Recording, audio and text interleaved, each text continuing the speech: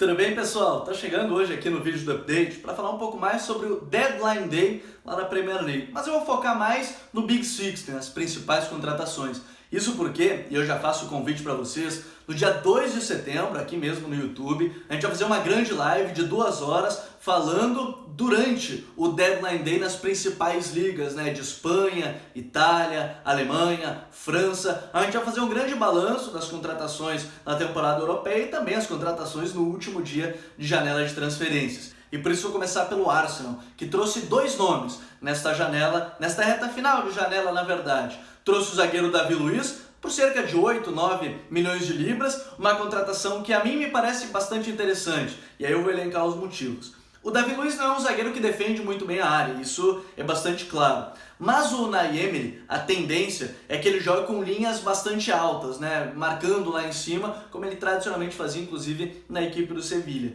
E neste contexto, o Davi Luiz pode sim ser favorecido, como ele já foi em outros momentos, que ele foi, inclusive, eleito o melhor zagueiro da Premier League. Ele tem um lançamento longo, né, e isso pode ser muito importante para o Aubameyang, para o Nicolas Pepe, pode ser uma qualidade e algo para se utilizar, inclusive nos contragolpes, algo para se ver, de uma característica importante do Davi Luiz para o técnico Unai Emery. Além disso, o Arsenal contratou o lateral esquerdo Tierney, vindo da equipe do Celtic.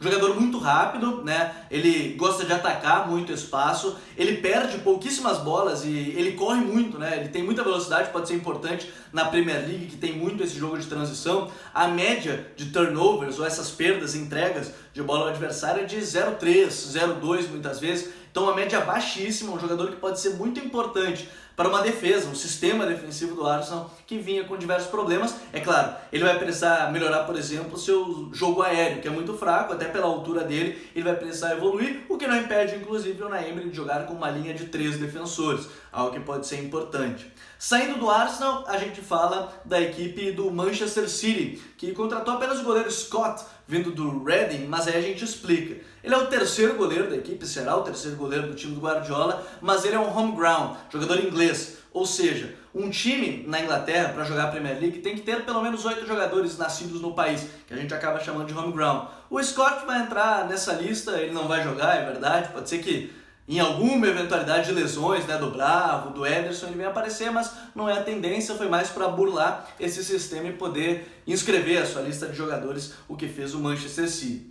No Chelsea, o Chelsea não pôde contratar ninguém nessa janela devido a uma punição da FIFA, então o que acabou acontecendo foi o retorno do Mason Mount, que foi uma peça importante, inclusive com o Lampard, que é o técnico para essa temporada, o Batshuayi, o Pulisic foi contratado antes da punição, né, no meio da temporada passada, e será o grande nome nessa janela de transferência, então olho nele, mas o Chelsea não contratou ninguém neste Deadline Day. Passando da equipe do Chelsea, a gente fala do Liverpool, que também acabou por não contratar ninguém nessa janela de transferências e, de certa forma, trouxe para o lugar do Mignolet, que acabou deixando a equipe, o goleiro Adriano, né, que não vai ser titular quase nunca, talvez jogue as Copas, mas como o Klopp gosta muito do Alisson, a tendência do Alisson jogar 90% dos jogos, talvez as Copas menores fique para o Adriano, mas nada demais nesse sentido. E aí a gente passa para a equipe do Manchester United. O Manchester United apenas perdeu o belga Lukaku.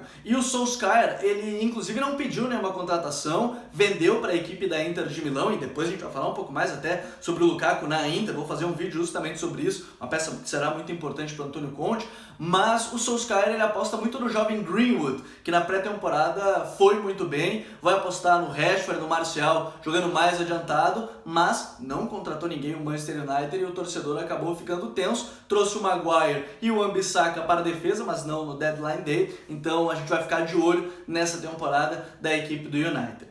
Quem contratou mesmo, e contratou e fez contratações interessantes, na verdade, foi a equipe do Tottenham, né? Que trouxe o Lo Celso, Giovanni Lo Celso, vindo da equipe do Betis, um empréstimo com o direito de compra logo ao final da temporada. Lo Celso, que vai ser muito interessante a formação no meio com Ndombele, Lo Celso, Eriksen, Dele Alli. Lo Celso é um jogador muito criativo, né, canhoto, provavelmente no losango do Pochettino, que foi o que ele acabou jogando na reta final da temporada, vai ser o interior da esquerda. Ele tem muita capacidade de passe, organização de jogo, sem perder tanto na marcação, que foi algo que ele evoluiu bastante na equipe do Betis. Tem o chute de fora da área. Estou muito curioso realmente para ver o Lo Celso nessa equipe. E trouxe também a grande promessa do futebol inglês, que é o Ryan Sessegnon, vindo da equipe do Fulham, apenas 19 anos, um ex-lateral, praticamente meia esquerda, né, muito parecido em características,